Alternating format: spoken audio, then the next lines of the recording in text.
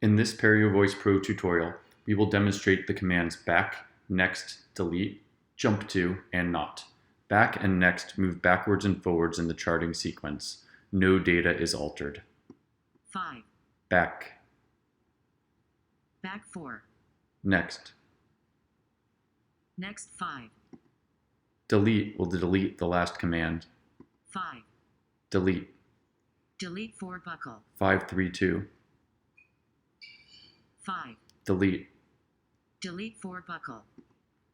Jump to will jump to the tooth number specified. Buckle is default. You can also specify buckle or lingual.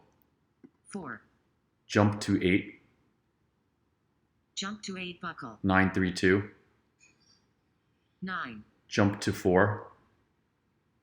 Jump to 4 buckle. 324.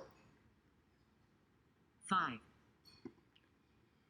The user can also chart a tooth as not missing or not implant. Please watch the following examples.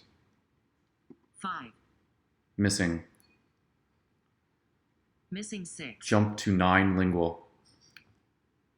Jump to 9 lingual. 324. 8. Jump to 5.